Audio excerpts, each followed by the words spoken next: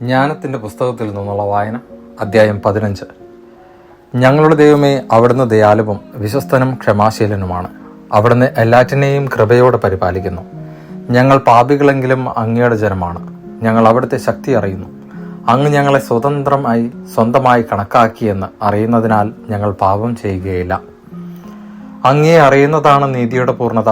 അങ്ങയുടെ ശക്തി അറിയുന്നതാണ് അമർത്യതയുടെ ആരംഭം. മനുഷ്യന്റെ കരവേലയുടെ ദുഷ്പ്രേരണയോ ചിത്രകാരന്റെ നിഷ്ഫലയത്നമായ നാനാവർണ്ണാഞ്ചിതമായ ചിത്രങ്ങളോ ഞങ്ങളെ വ്യതിചലിപ്പിക്കുകയില്ല. അവയുടെ രൂപം മൂഢരെ ആവേശം കൊള്ളിക്കുന്നു. നിർജീവ വിഗ്രഹങ്ങളുടെ ജഡരൂപം അവരെ മോഹിപ്പിക്കുന്നു. അവ നിർമ്മിക്കുകയോ ആഗ്രഹിക്കുകയോ ആരാധിക്കുകയോ ചെയ്യുന്നവർ തിന്മയുടെ കമിതാക്കളാണ്.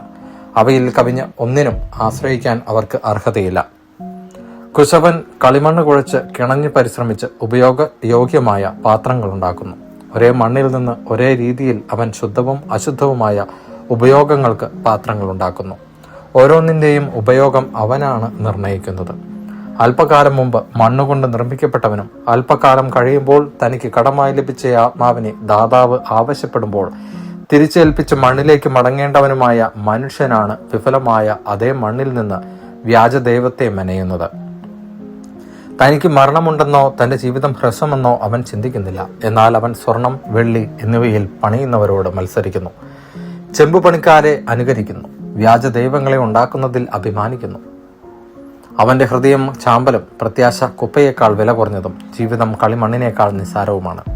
തന്നെ സൃഷ്ടിക്കുകയും പ്രവർത്തന നിരതമായ ആത്മാവിനാൽ പ്രചോദിപ്പിക്കുകയും ജീവചൈതന്യത്തെ തന്നിലേക്ക് പ്രവേശിപ്പിക്കുകയും ചെയ്ത ദൈവത്തെ അറിയാൻ അവൻ വിസമ്മതിച്ചു. നമ്മുടെ അസ്തിത്വത്തെ അലസവിനോദമായും ജീവിതത്തെ ആദായകരമായ ഉത്സവമായും പരിഗണിച്ചു. ഹീനമാർഗങ്ങളിലൂടെ പോലും മനുഷ്യൻ കഴിയുന്നത്ര പണം സമ്പാദിക്കണമെന്നാണ് അവൻ പറയുന്നത്.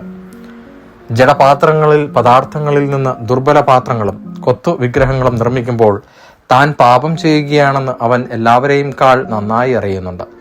ശിശുക്കളുടേതിനേക്കാളും ബുദ്ധിഹീനവും ശോചനീയവുമാണ് അങ്ങയുടെ ജനത്തെ മർദ്ദിക്കുന്ന ശത്രുക്കളുടെ നില.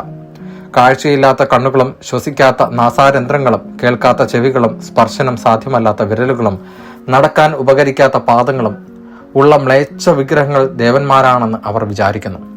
വായ്പ വാങ്ങിയ ചൈതന്യം മാത്രമുള്ള മനുഷ്യൻ ഉണ്ടാക്കിയതാണ് അവ. തന്നെപ്പോലെ തന്നെയുള്ള ദൈവത്തെ സൃഷ്ടിക്കുക ഒരുവനും സാധ്യമല്ലല്ലോ. അവൻ മർത്യനാണ്. അവന്റെ അനുസരണമില്ലാത്ത കരങ്ങൾ നിർമ്മിക്കുന്നതും മൃതമാണ്. അവൻ ആരാധിക്കുന്ന വസ്തുക്കളെക്കാൾ അവൻ ഉത്കൃഷ്ടനാണ്. അവന് ജീവനുണ്ട്, അവയ്ക്ക് അതില്ല. അങ്ങയുടെ ജനത്തിന്റെ വൈരികൾ നികൃഷ്ട ജന്തുക്കളെപ്പോലും ആരാധിക്കുന്നു. ബുദ്ധിഹീനത നോക്കുമ്പോൾ അവ മറ്റുള്ളവര് എല്ലാറ്റിനെയും കാൾ മോശമാണ്. മൃഗങ്ങൾ എന്ന നിലയ്ക്ക് പോലും അവ കാഴ്ചയിൽ അനാകർഷണമാണ്. ദൈവത്തിന്റെ മതിപ്പോ അനുഗ്രഹമോ അവയെ സ്പർശിച്ചിട്ടില്ല. ദൈവവചനമാണ് നാം കേട്ടത്.